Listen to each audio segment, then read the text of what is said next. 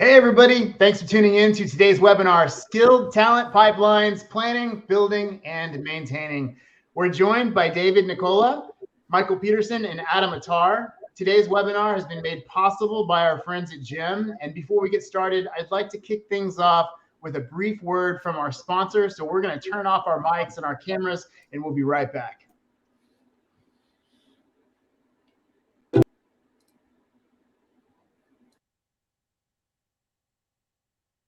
How long does it take to hire a data scientist? I wish I had more qualified candidates. How are we tracking against our diversity goals? Sound familiar? You need GEM. Quickly build talent pools. Reach out and automate your follow-ups. And manage your entire pipeline. GEM shows which candidates need an interview, an offer letter, or feedback from an interviewer. And real-time insights to help you plan for the future. Need to know how many hires you're on pace to make this quarter? Or your offer accept rate? Or how about your pass-through rates at every stage of the funnel? Yeah, GEM can help. GEM works with the tools you use every day and has the security you expect. Did I mention users love GEM?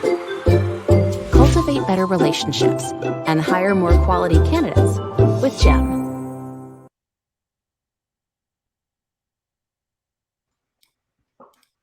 Today's webinar is being recorded. By the end of the day today, you will receive a link from us that will give you access to the playback.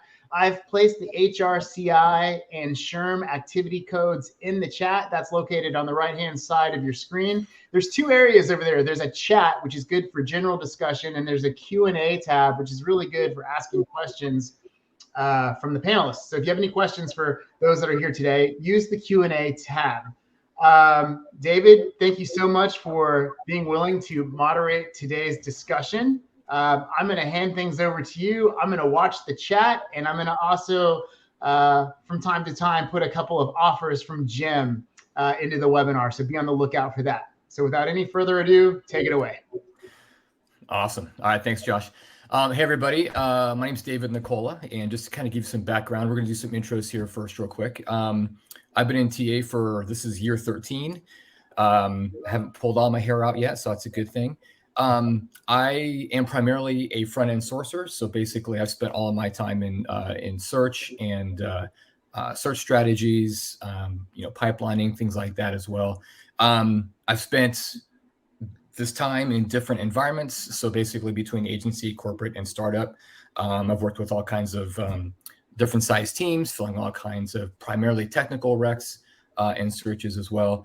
And I am in the waterlogged state of California currently. So we are getting it hard weather-wise. So that's just a quick synopsis of me. Let's go to Mike. Why don't you introduce yourself, Mike?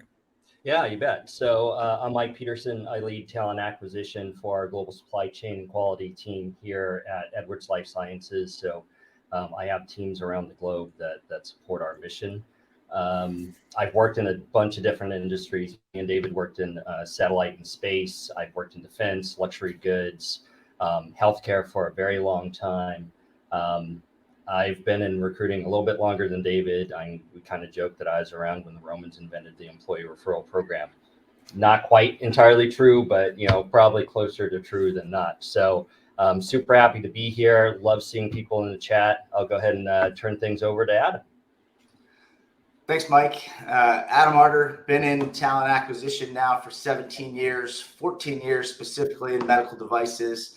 Had the opportunity to work in some pretty neat industries within the medical device industry, from the spine industry to orthopedics, robotics, and now I'm in the cardiovascular and structural heart space. So it's a very rewarding industry to be a part of, and very challenging industry to recruit and source talent for. I'm based in Scottsdale, Arizona.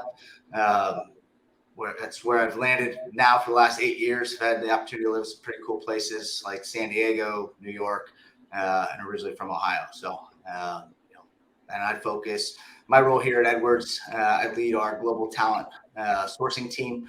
So we have folks throughout the globe, building and executing on sourcing strategies for us. Awesome. Very cool. Thanks, guys.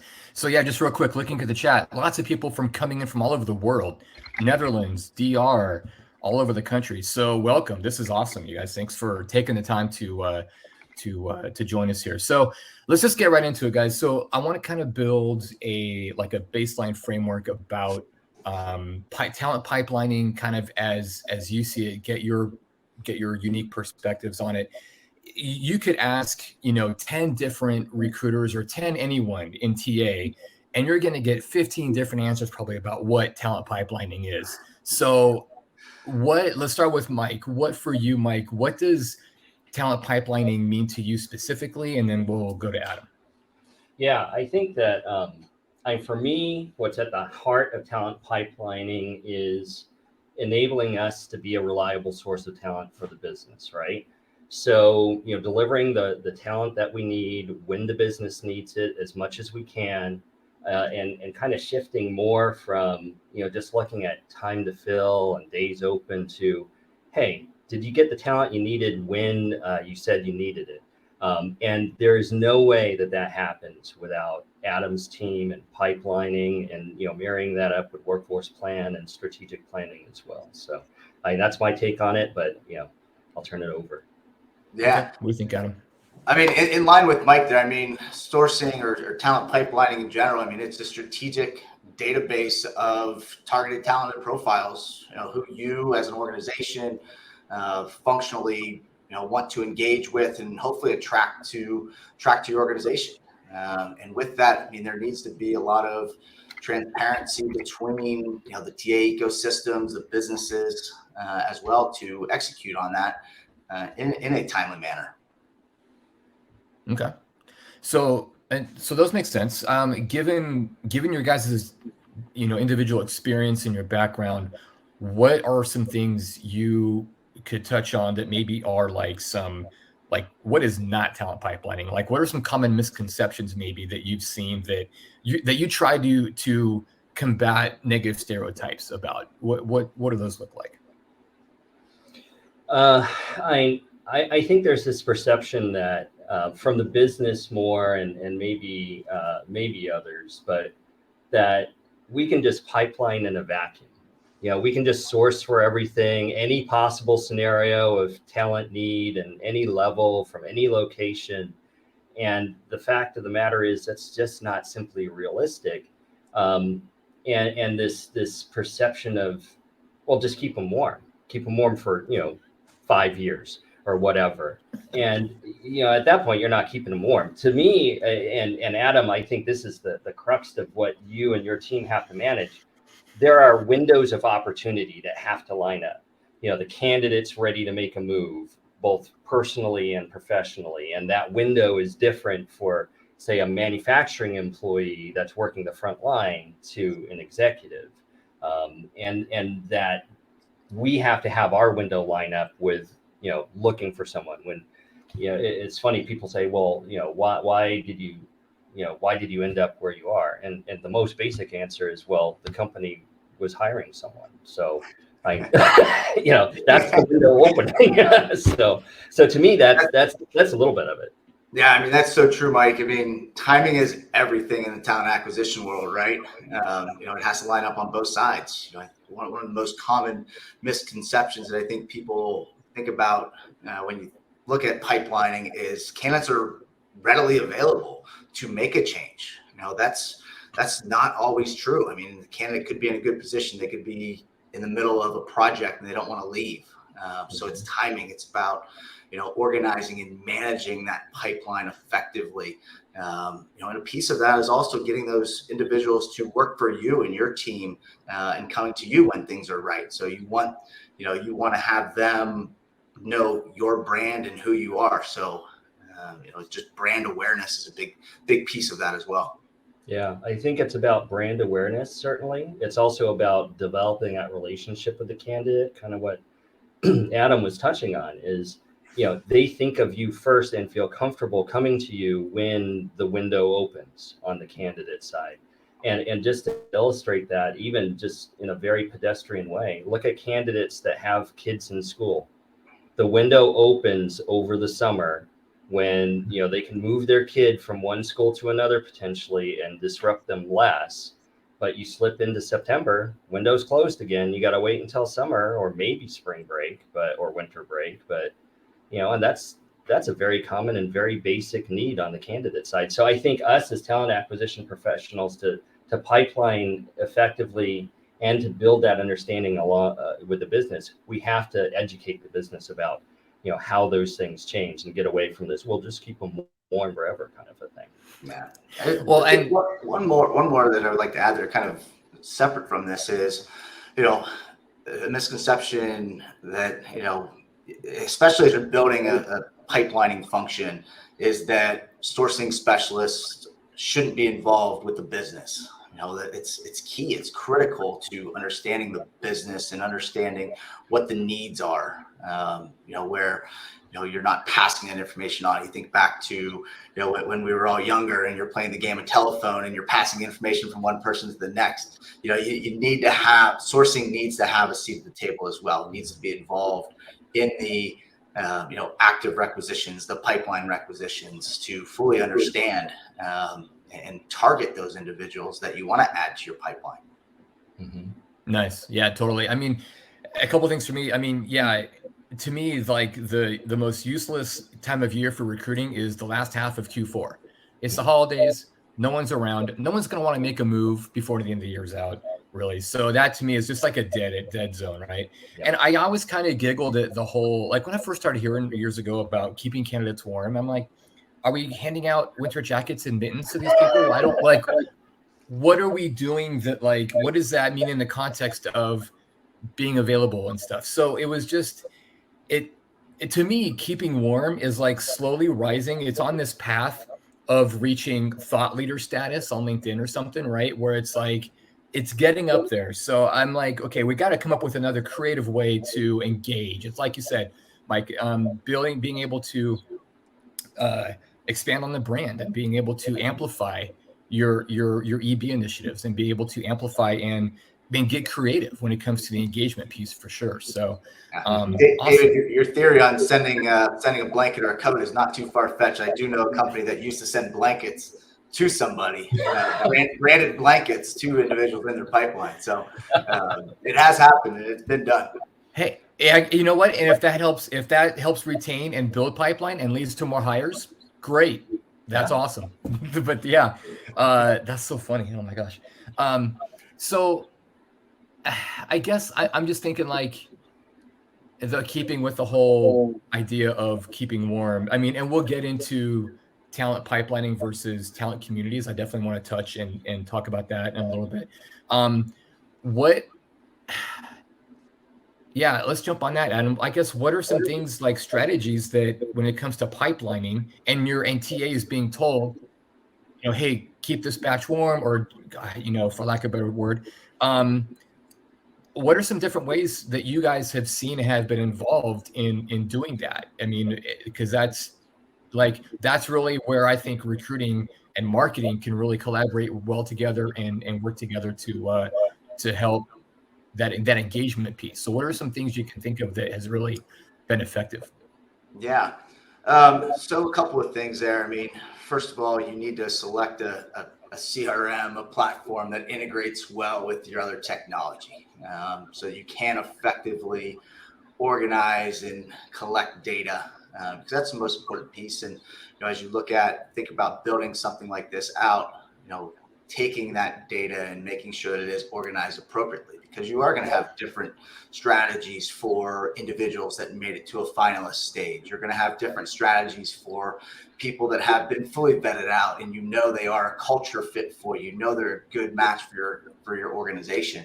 They're going to have a different strategy for somebody that, hey, I just saw your LinkedIn profile and you look, you know, you have the experience, but I haven't talked to you. So you're going to have a lot of different strategies when it comes to this.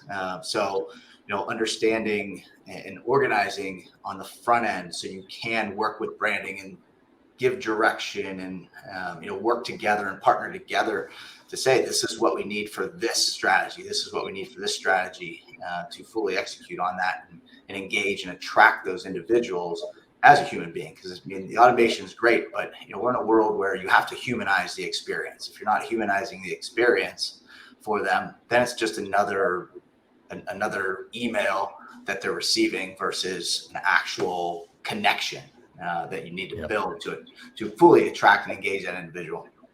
Mm-hmm. Mm-hmm. Well, nice. and Adam, building on what you're sharing, you touched on this branding kind of component to it. I think there's a really important synergy between sourcing and branding with these potential candidates, right? Because it's almost as if the candidate's coming closer into our orbit and moving out of our orbit. And after a certain point, it becomes more about branding and throughout the process, understanding what's important to that target audience and what resonates with them, and the mix of company content, job content, professional career content, and some fun stuff too, so it doesn't become this monotone kind of thing, and being able to leverage and extend that shelf life of the candidate, so you can pull them back into the orbit, or at least have a way of reaching out to them and having that kind of warm engagement should an opportunity present itself. And maybe you have to do that 3-4 times where it's like, hey, we got an opportunity, oh sorry, time's not right. But I think it also falls on the recruiters to feed the information to the sourcing teams, that sourcing and whoever else, about, hey, here's a candidate that was really good, but just wasn't selected for some reason. And making sure that intelligence flows back into whatever systems you're using to track and engage. Nice. Awesome. Yeah, I think that partnership piece between, TA and other parts of an org is vital, especially with marketing. One of the projects I was working on most of last year was just that, going from creating talent, pipelines once we get that settled, and then going into and moving into talent communities, and how to build out those separate buckets for whatever specific range of roles you have available. So for us, that meant, okay, let's tap into the leadership of those buckets, whether it's sales or tech, or within tech, we have different silos, and let's talk about strategize and partner with technical leadership. What works for them? What are some of their ideas as far as the engagement piece? And that could be anything. It could be maybe doing like a free webinar, or some kind of podcast or something on some engagement level that is easy to consume, short and sweet, and really, like I said, is more information providing than it is recruiting. Because like you said, when someone, when the timing is aligned, then timing's right, the right candidate's going to want to think back and say, okay, well, what talent community am I in, or how involved am I really in doing that, and how much do I really want to be involved in this company, kind of a thing. So like for me, I would love to source for Fender, for example, but pre-COVID, they weren't high and remote, and I didn't want to relocate to Corona. So it was, but I'm in the talent community. I'm engaged with them on LinkedIn. So it's my dream job, right? That'd be awesome. So, but yeah, similar ideas. That's I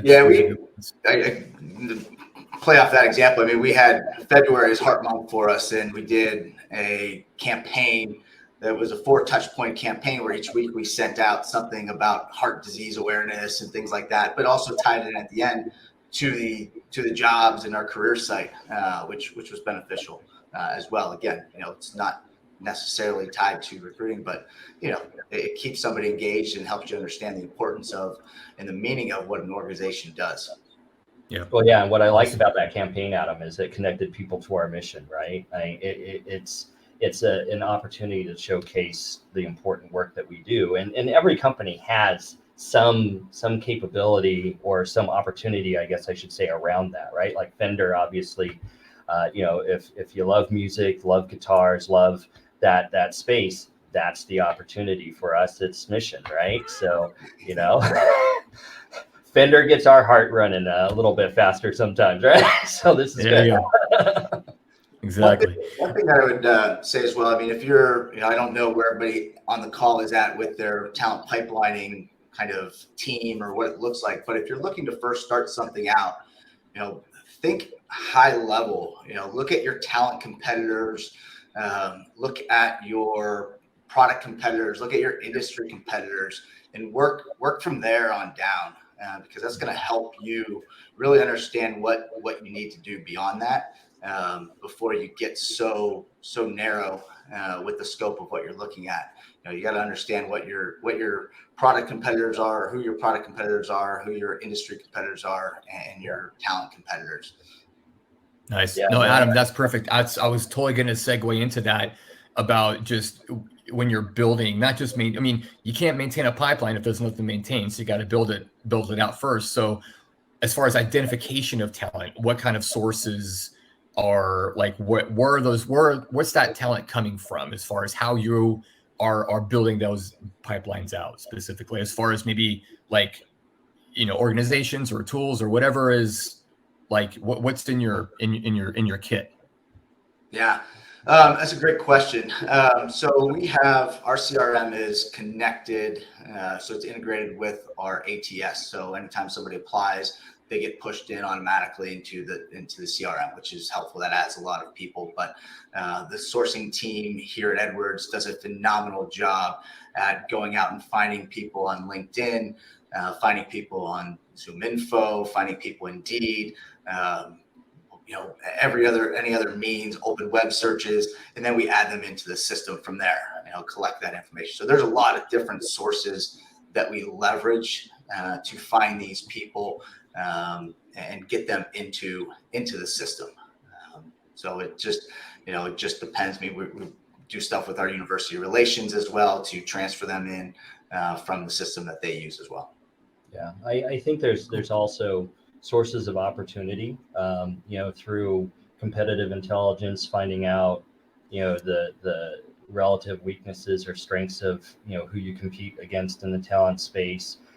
Any news, like obviously if you're in finance or you're looking for people out of the banking sector, there's a lot of opportunity right now.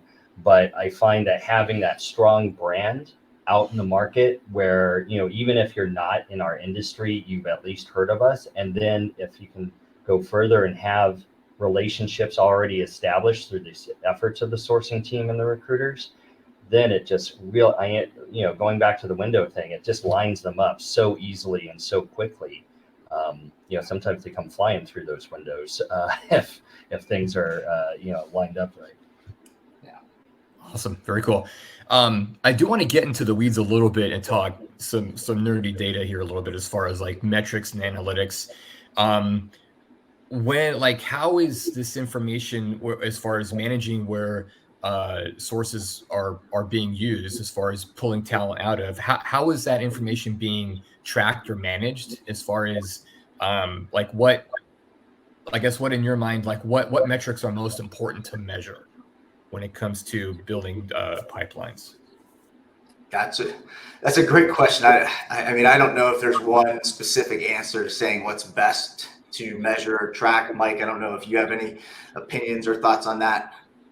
Yeah, I think, well, it's a little bit situational, right? It kind of depends on where your company's at and its evolution, so to speak. And I would say, for me personally, it all becomes about quality of hire ultimately, right? And I know that's can be perceived as being a little bit downstream, but that feedback loop is so critical, because if we can identify correlations of where high quality hires are coming from, whether it's certain schools, certain companies, certain levels of experience, certain mixes of those, then that can in turn inform Adam's team to further leverage those inherent strengths, right?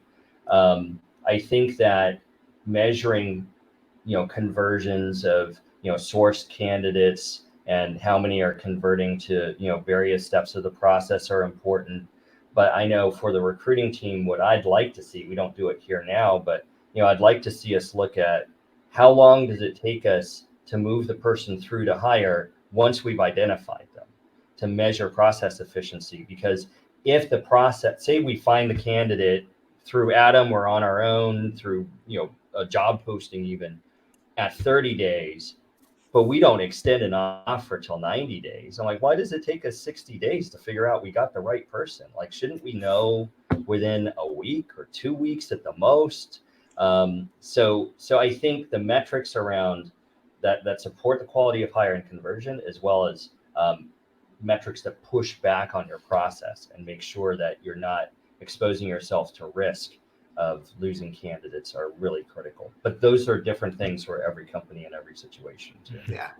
Like, I mean, some of the things that I'll look at in our CRM, I mean, we're looking at the creation source and where they're coming from, when an individual was added, and kind of where they're at and their life cycle of being in the system.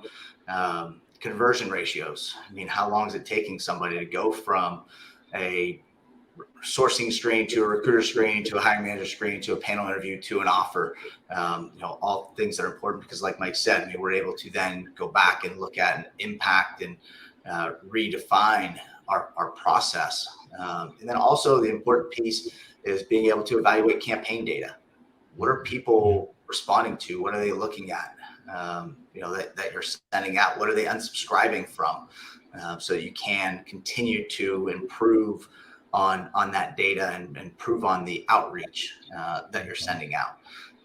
Candidate experience is also something that's very important for us. So do have a report set up that allows us to look at the active candidates in play, anybody that's been beyond a certain date.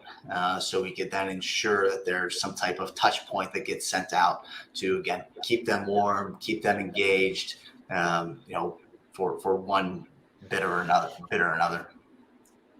Nice, man. Yeah, all great points. I think I'd be curious, like, I don't know about Edwards, but like, just I'd be curious to see the data in general about if there's different data, like if there's a big data gap or a small data gap between the population of people that have been passively sourced versus active applicants who apply in terms of time to fill.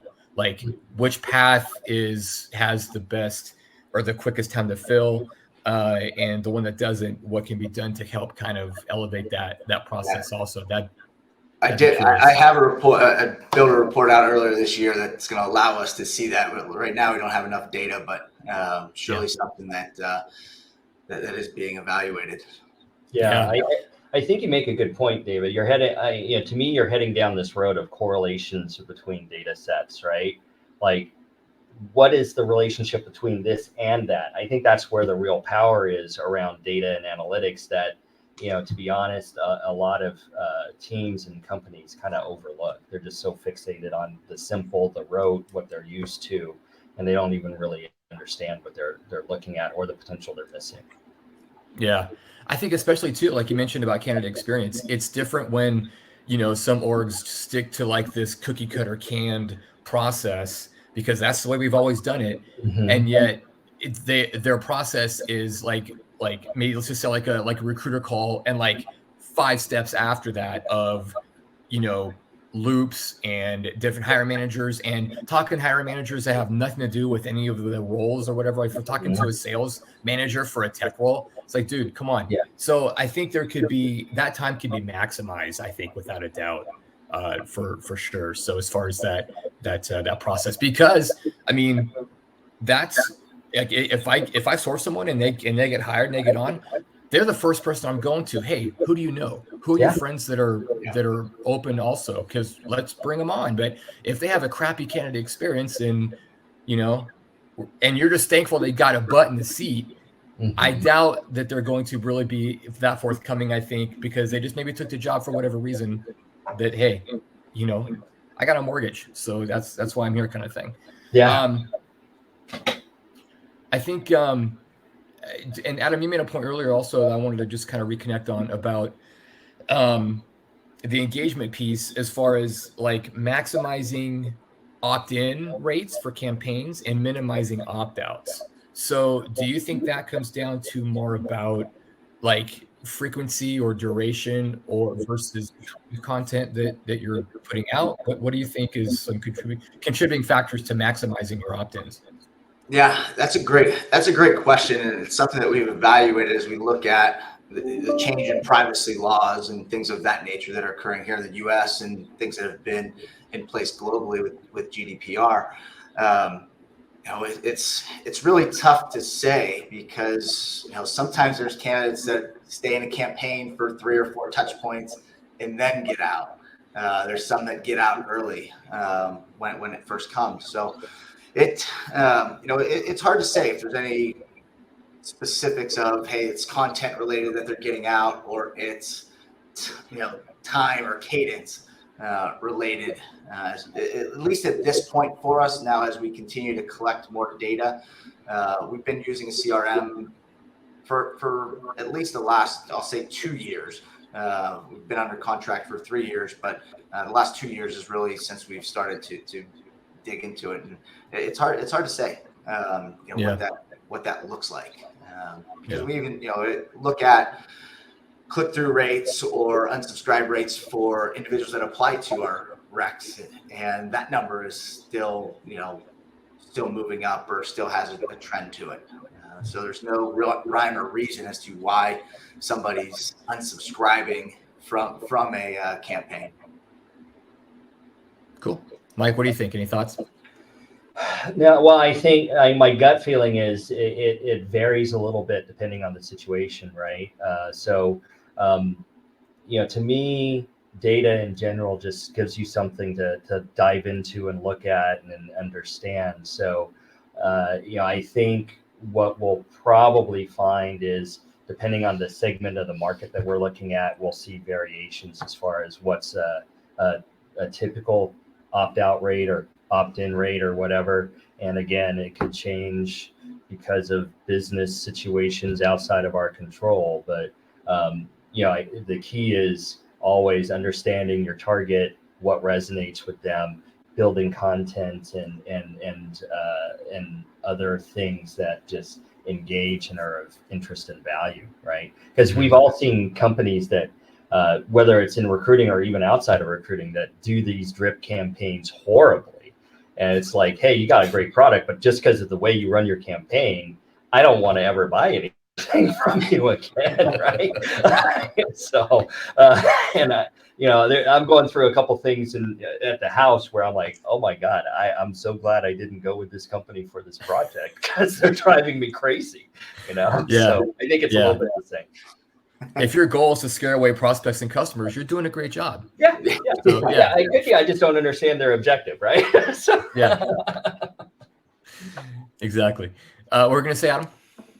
No, I was just agreeing with Mike there. Oh, okay.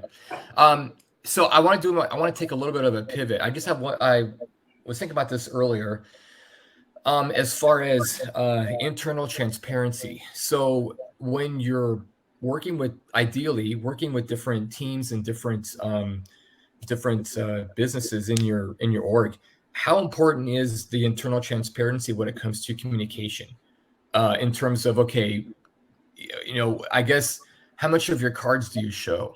I think is the right way to put it, maybe, in terms of data points when it comes to, like, do some talent communities or some talent pipelines get treated differently than others? Does that depend? If so, does that depend on the org those pipelines are in? Sales versus marketing versus tech versus whatever. Even R for R. Even if you're recruiting for recruiters, do those different pipelines get treated differently? And what does that internal communication look like as far as transparency goes? That's a great question. I would say, in terms of that, it's, again, situational based. Here at Edwards, we are functionally aligned. So the recruiters and sourcers are seen as partners, and they focus on specific functions that helps them become subject matter experts in those functions. They do have, the sourcing team does have a lot of flexibility in terms of, how they own their campaigns and what they send out as well, in partnership with the branding side. So it does allow for some differences from function to function, yes.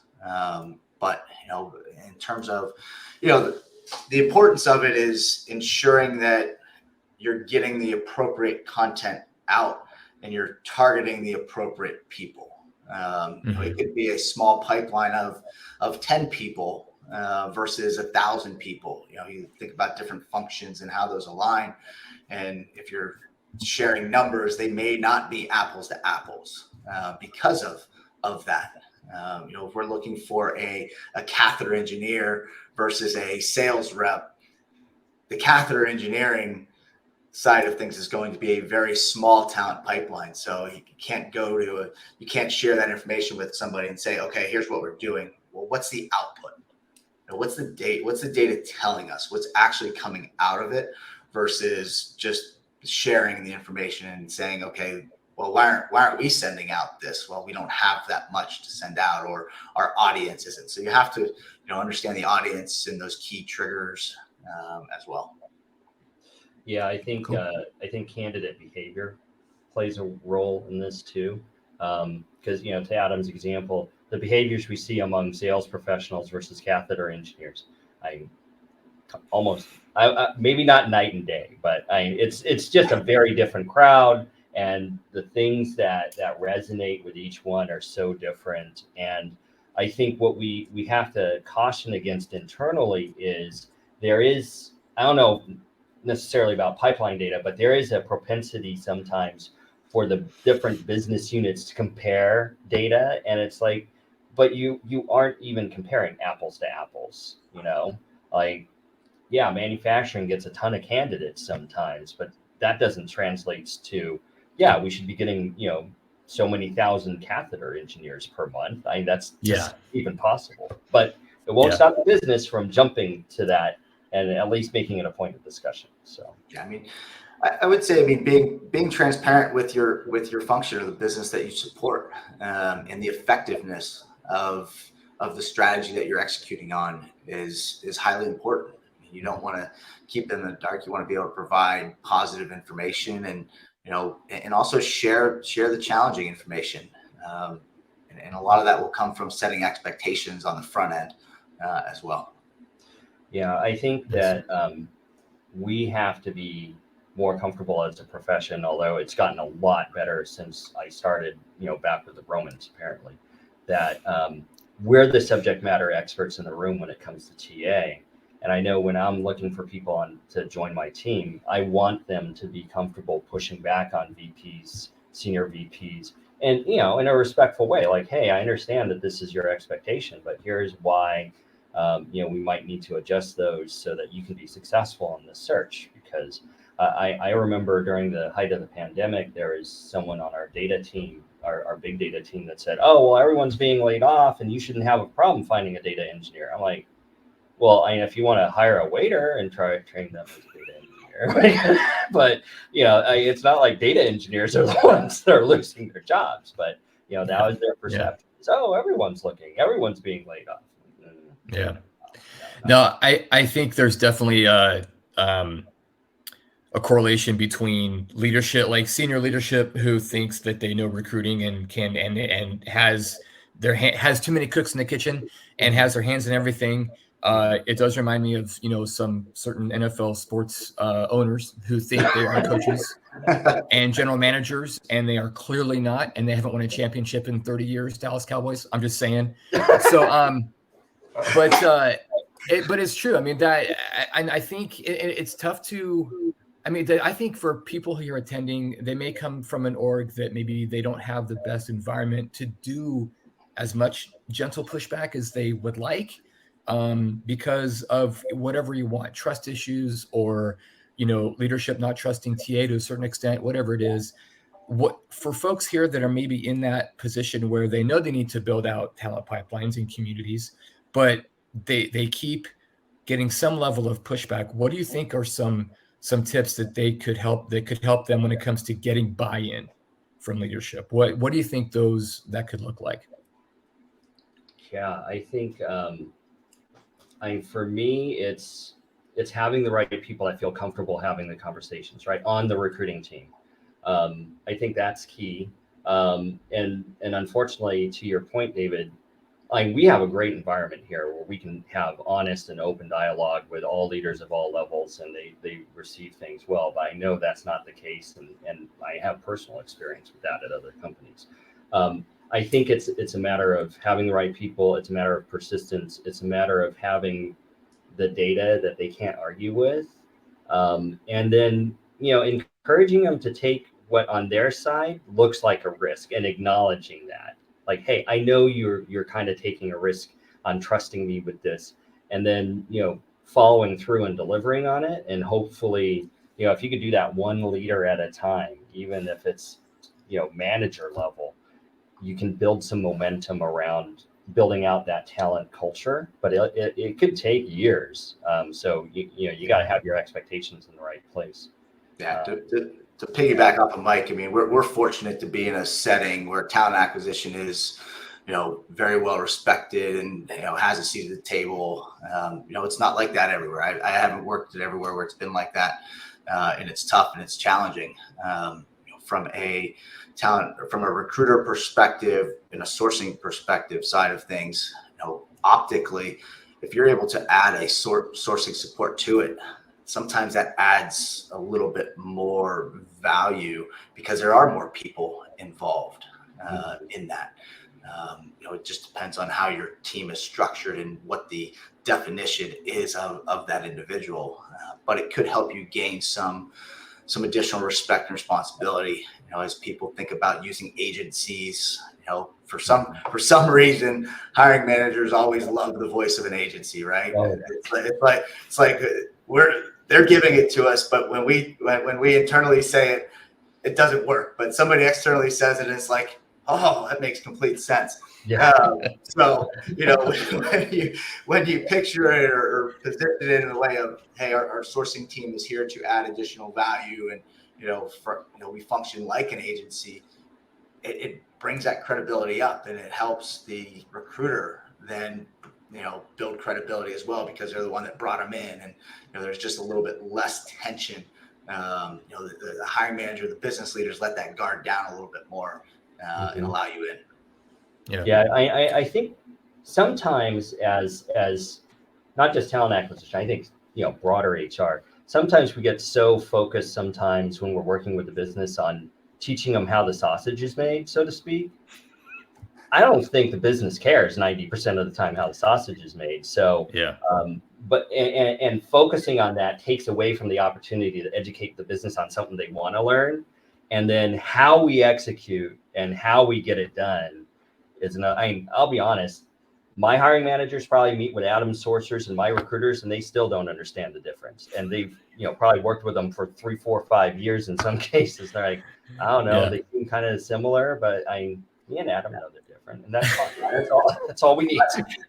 I'll say, that's one of the biggest challenges is, seeing the recruiters and sourcers as equals and as partners in this. I just talked with somebody actually a couple of weeks ago about the challenges that she was having with her organization and providing tips. And it's tough because there are, different opinions on what that looks like, what level a sourcer is at versus a recruiter, et cetera. So, if you have the opportunity in your organization to level them out and set that, it'll help you in the long run, build effective and true pipelines as well. Yeah. Absolutely. I can't tell you how many teams I've been on where there's so much dysfunction internally within TA that we couldn't even get our stuff together to figure out next steps with anything, let alone building pipelines and talent communities. I think and I think once that can be fixed, hopefully, then you lead by example as far as showing other teams, look, we are one cohesive unit. As a team, we agree, we believe the same philosophies and principles about candidate experience, about engagement, about sourcing, about it's making it candidate focused instead of internally focused. So, and that's the thing. And if you're still stuck in this rut where you're trying to figure out what a sourcer does compared to a recruiter, and when that candidate handoff happens in that process, keep fighting, don't give up. But it's definitely something that you have to figure out. And even on the sourcing side too, there's different kinds of sourcing models, different ways to search, and different methods, different techniques and strategies, the whole thing.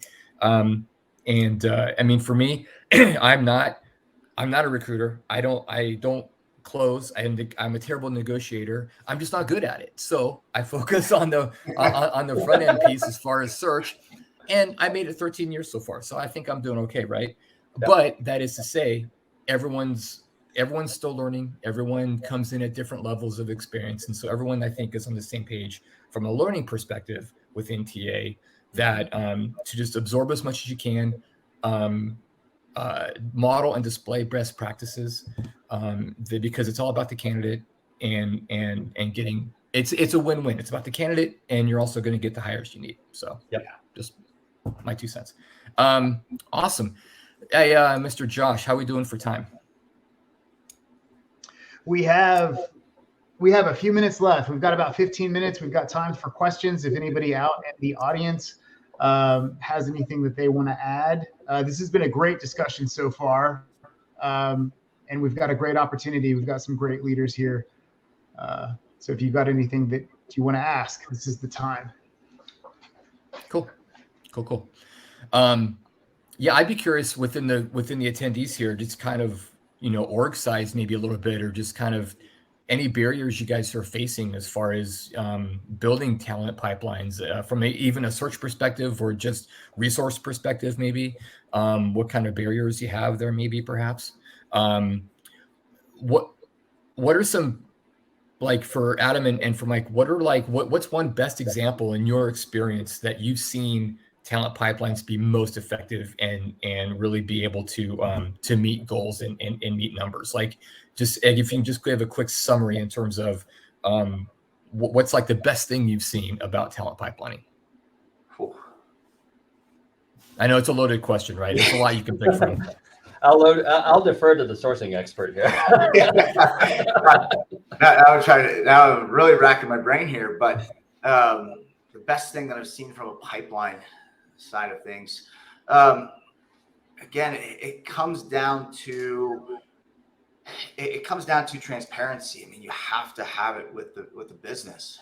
The most successful individuals on my team also have direct connections with the business leaders.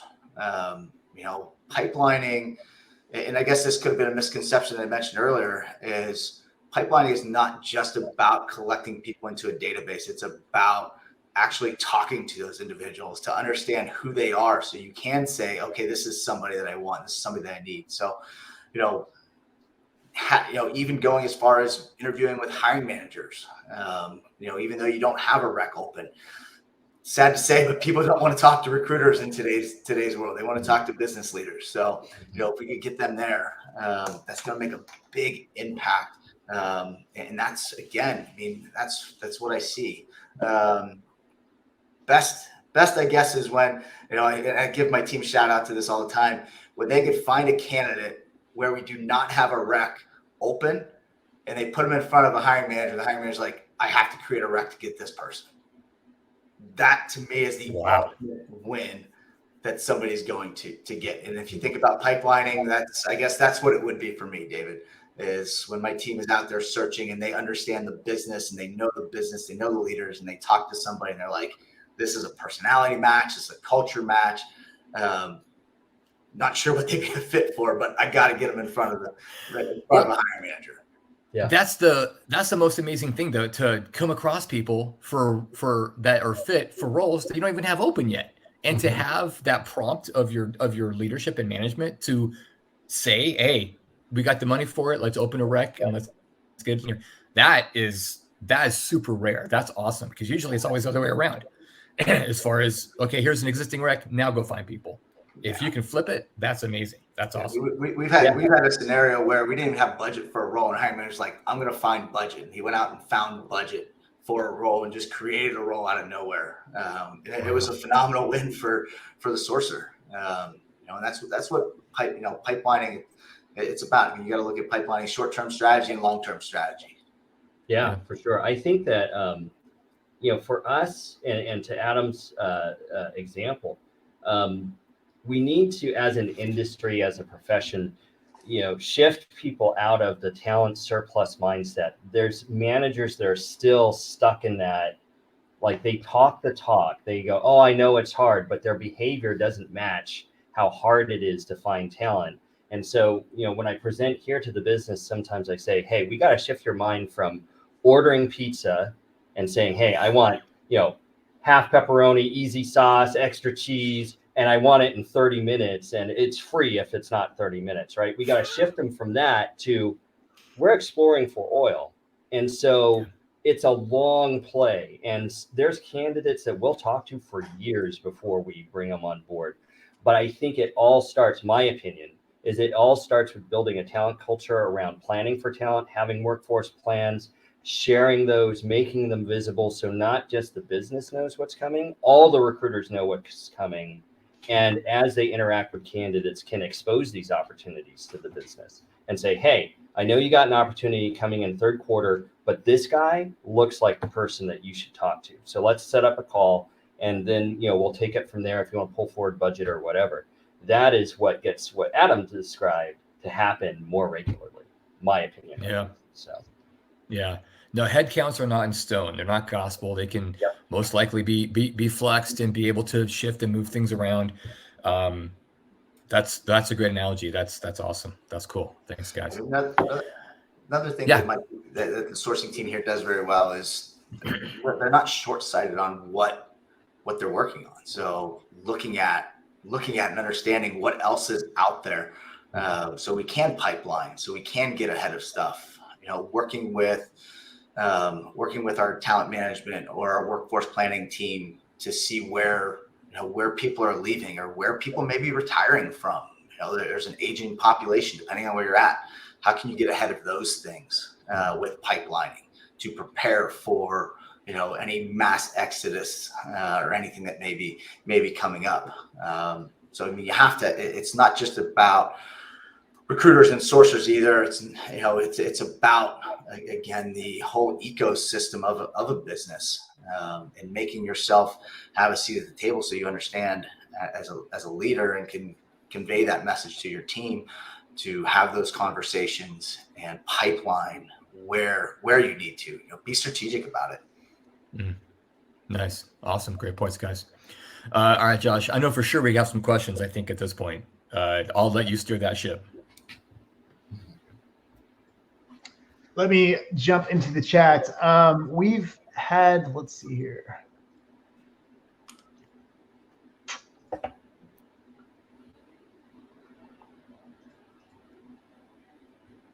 We've had some questions that were kind of tech specific, but I want to concentrate more on best practices than that. So we've got a question, and I don't know if this was addressed earlier. I think maybe it was, but Mike asks, how often do you hire the same role for the same client or maybe the same hiring manager? And I guess how would that impact your pipelining strategy? Oh, good question. I think speaking from a manufacturing perspective, where, you know, in one plant alone, sometimes we hire 150 people per month. It definitely changes the view you have of your pipeline and how robustly, I guess you could say, you pursue outside partnerships. So for example, you know, this plant that I have in mind, we have partnerships with the government, with educational institutions, with NGOs, with all kinds of other organizations that help us not only build that pipeline, but they actually bring people in, train them up ahead of being hired, and then feed them into us, and then we kind of carry them forward from there.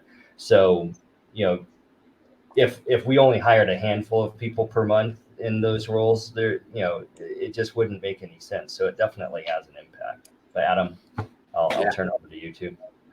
Yeah, I mean, so we have different rules of engagement for the sourcing team on what we work on. And when it comes to pipelining, again, we partner very closely with the recruiters.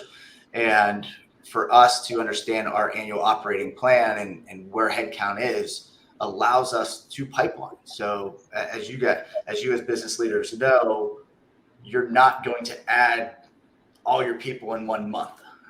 Structurally, foundationally, a business can't sustain that. So you have to break it up throughout the year. So whether it's Q2, Q3, Q4, and then you get ahead of that and you say, okay, I'm going to need 32 people this year, 8 per quarter. Then you know, and you have to have those conversations and dig deeper to understand, hey, where are these positions going to be?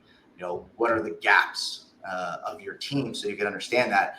And then as a sourcer, as a pipeline person, you know, you're going to dig into that and start to build that out. and focus on that, understanding when it is. And then you start to look at partnering with, your branding team, thinking through it yourself. What is a cadence? How do I need to stay engaged with these candidates between now and Q4? What does that messaging look like? So there's a lot of thought that goes into it. But you have to have a business that's giving you the information.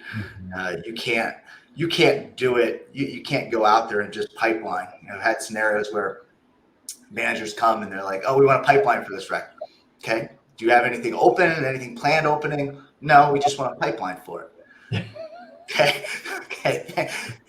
Let's dial it back a notch. Let's think about this more and why and what you may need. Is this truly a possibility? Because you don't want to waste your time. You have to protect your team's time and make sure that you're strategic with the business priorities that you're working on. But again, I think having the transparency with the business leaders and your overall budget is critical to effectively pipelining or knowing how and when to pipeline.